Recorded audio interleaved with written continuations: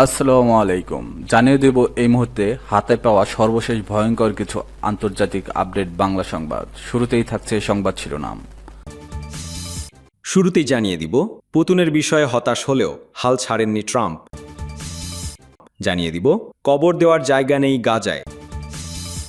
এরপর রয়েছে প্যাট্রিয়ট প্রতিরক্ষা ব্যবস্থা কি, ইউক্রেনের শক্তি কতটা বাড়বে। সর্বশেষ থাকছে মিয়ানমারে ভারতের ড্রোন হামলার অভিযোগ। এখন শুনছিলেন সংবাদ শিরোনাম, এবার বিস্তারিত।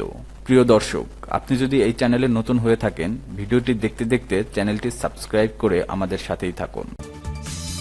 পুতিনের বিষয়ে হতাশ হলেও হাল ছাড়েননি ট্রাম্প। মার্কিন প্রেসিডেন্ট ডোনাল্ড ট্রাম্প বলেছেন তিনি রাশিয়া প্রেসিডেন্ট ভ্লাদিমির পুতিনের ব্যাপারে হতাশ, তবে তার সঙ্গে সম্পর্ক শেষ করেননি। বিবিসির সঙ্গে একান্ত ফোনালাপে এমন মন্তব্য করেন তিনি। মার্কিন প্রেসিডেন্টকে জিজ্ঞাসা করা হয়েছিল যে তিনি রাশিয়ান নেতাকে বিশ্বাস করেন কিনা। উত্তরে তিনি বলেন, আমি প্রায় কাউকেই বিশ্বাস করি না। এই মন্তব্য করার ঠিক কয়েক ঘন্টা আগে তিনি ইউক্রেনে অস্ত্র পাঠানোর পরিকল্পনা ঘোষণা করেন এবং আগামী 50 দিনের মাঝে যুদ্ধবিরতির চুক্তি না হলে তিনি রাশিয়ার বিরুদ্ধে কড়া শুল্ক আরোপের হুঁশিয়ারি দেন। হোয়াইট হাউসের ওভাল অফিস থেকে বিবিসিকে দেওয়া এই সাক্ষাৎকারে তিনি ন্যাটোর প্রতি সমর্থন প্রকাশ করেন। যদিও একসময় তিনি ন্যাটোকে অচল বলে মন্তব্য করেছিলেন, কিন্তু এখন তিনি ন্যাটোর যৌথ প্রতিরক্ষা নীতিকে সমর্থন করেন বলে জানিয়েছেন। পেনসিলভেনিয়ার বাটলারে নির্বাচনী প্রচারণা চলাকালীন ডোনাল্ড ট্রাম্পকে যে হত্যাচেষ্টা করা হয়েছিল, সেই ঘটনার 1 বছর পূর্তি বিষয়ক একটি সম্ভাব্য সাক্ষাৎকার নিয়ে আলোচনার পর তিনি বিবিসিকে ফোন করেন। ট্রাম্পের সঙ্গে বিবিসির কথোপকথন টানা 20 মিনিট ধরে চলে। হত্যাচেষ্টা থেকে বেঁচে যাওয়ার পর তার মাঝে কোনো পরিবর্তন এসেছে কিনা জানতে চাইলে ট্রাম্প বলেন তিনি বিষয়টি নিয়ে যতটা সম্ভব কম ভাবতে চান। তার ভাষ্যে, এটা অর্থাৎ হত্যাচেষ্টা আমাকে বদলে দিয়েছে কিনা এই নিয়ে আমি ভাবতে পছন্দ করি না, কারণ এটা নিয়ে বেশি ভাবলে জীবনই বদলে যেতে পারে বলে মনে করছেন তিনি। কবর দেওয়ার জায়গা নেই গাজায়। টানা 22 মাসেরও বেশি সময় ধরে অনিবার্য এক মৃত্যুর ছায়ায় বাস করছে ফিলিস্তিনিরা, যেখানে প্রতিদিনই বাড়ছে লাশের সংখ্যা। হাসপাতালের করিডরে, স্কুলের বারান্দায়, ধ্বংসস্তূপের নিচে, রাস্তায়, এমনকি বাড়ির উঠোনেও শুধু লাশ আর লাশ, অথচ কবর দেওয়ার জায়গা নেই। নিহতের সংখ্যা বাড়তে থাকায় কবরের সংকট আরও বেড়েই চলেছে উপত্যকাটিতে। AP, Al Jazeera. সোমবার গাজার স্বাস্থ্য মন্ত্রণালয় জানিয়েছে 2023 সালের 7 অক্টোবর যুদ্ধ শুরুর পর থেকে এখন পর্যন্ত নিহতের সংখ্যা 58,000 ছাড়িয়েছে।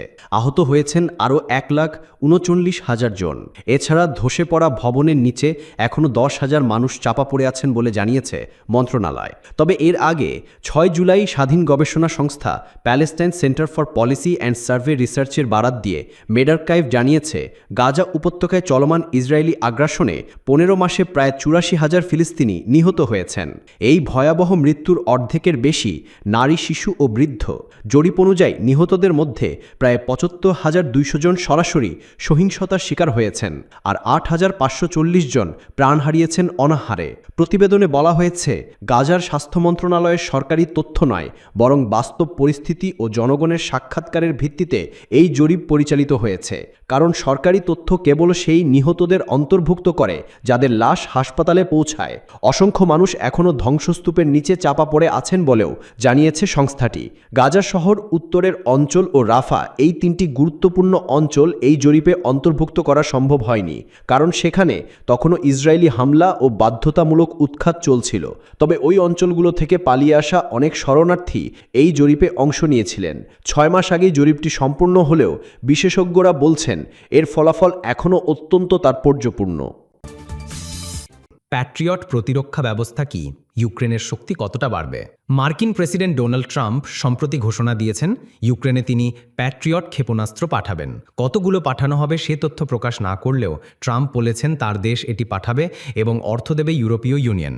ইউক্রেনের প্রেসিডেন্ট ভলোদিমির জেলেনস্কি যুক্তরাষ্ট্রের কাছে আরও প্রতিরক্ষা সক্ষমতা চেয়ে যে অনুরোধ করেছিলেন, সেখানেও এই প্যাট্রিয়ট ক্ষেপণাস্ত্রের কথা ছিল।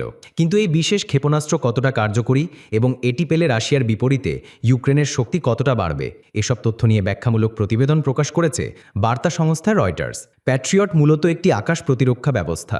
এটি যুক্তরাষ্ট্রের সবচেয়ে আধুনিক আকাশ প্রতিরক্ষা ব্যবস্থাগুলোর একটি, যা ৮০ দশক থেকে ব্যবহার হয়ে আসছে। একটি সাধারণ প্যাট্রিয়টে থাকে রাডার ও নিয়ন্ত্রণ যন্ত্র, বিদ্যুৎ সরবরাহ ইউনিট, ক্ষেপণাস্ত্র উৎক্ষেপণ যন্ত্র ও সহায়ক যানবাহন। প্যাট্রিয়ট ইন্টারসেপ্টরের ওপর নির্ভর করে শত্রু বিমান, ট্যাকটিক্যাল ব্যালিস্টিক ক্ষেপণাস্ত্র ও ক্রুজ ক্ষেপণাস্ত্র প্রতিরোধ বা ধ্বংস করতে সক্ষম। সিরিজ ৩-এর প্যাট্রিয়ট লক্ষ্যবস্তুতে সরাসরি আঘাতের পাশাপাশি অনেক বেশি নিখুঁতভাবে কাজ করে। রয়টার্স জানিয়েছে ইউক্রেনকে ঠিক কোন ধরনের প্যাট্রিয়ট ব্যবস্থা সরবরাহ করা হচ্ছে তা এখনও স্পষ্ট নয়। ইউক্রেন কেন প্যাট্রিয়ট চায়? রাশিয়ার নিয়মিত ক্ষেপণাস্ত্র ও ড্রোন হামলা থেকে গুরুত্বপূর্ণ অবকাঠামো ও বেসামরিক এলাকা রক্ষায় কিয়েভ পশ্চিমা মিত্রদের কাছে বারবার আকাশ প্রতিরক্ষা ব্যবস্থা চেয়ে আসছে। ইউক্রেনীয় কর্মকর্তারা বলছেন, রাশিয়ার ক্রমবর্ধমান দূরপাল্লার হামলা থেকে গুরুত্বপূর্ণ অবকাঠামোগুলো রক্ষার জন্য প্যাট্রিয়ট ব্যবস্থা অপরিহার্য। এদিকে ইউক্রেনকে যুক্তরাষ্ট্রের প্যাট্রিয়ট ক্ষেপণাস্ত্র দেওয়ার বিষয়টিকে সরাসরি উত্তেজনা বাড়ানোর লক্ষণ হিসেবে দেখছে রাশিয়া। দেশটির পররাষ্ট্র মন্ত্রণালয়ের মুখপাত্র মারিয়া জাখারোভা গত মে মাসে বলেছিলেন, ইউক্রেনকে আরও প্যাট্রিয়ট সরবরাহ করলে শান্তি প্রক্রিয়াও বিলম্বিত হবে। মিয়ানমারে ভারতের ড্রোন হামলার অভিযোগ। মিয়ানমারের সশস্ত্র গোষ্ঠী উলফার একটি ক্যাম্পে ড্রোন হামলা চালানোর অভিযোগ উঠেছে ভারতীয় সেনাবাহিনীর বিরুদ্ধে। তবে ভারতীয় সেনাবাহিনী এই অভিযোগ অস্বীকার করেছে। ভারতীয় সংবাদ মাধ্যম এনডিটিভির এক প্রতিবেদন থেকে এই তথ্য জানা যায়। প্রতিবেদনে বলা হয়, নিষিদ্ধ গোষ্ঠী সশস্ত্র গোষ্ঠী উলফা আজ রবিবার দাবি করে, মিয়ানমারে তাদের পূর্বাঞ্চলীয় সদর দপ্তরে ড্রোন হামলা চালিয়েছে ভারত। এই হামলায় তাদের ১৯ জন সদস্য নিহত হন ও ১৯ জন আহত হন। উলফা কমান্ডার নয়ন মেধি এই হামলায় নিহত হয়েছেন। তবে আনুষ্ঠানিক বিবৃতিতে ভারতীয় সেনাবাহিনী এই দাবি অস্বীকার করেছে। সামরিক বাহিনীর জনসংযোগ কর্মকর্তা লেফটেন্যান্ট কর্নেল মহেন্দ্র রাওয়াত বলেন, এমন অভিযানের সঙ্গে ভারতীয় সেনাবাহিনীর কোনো সংযোগ নেই।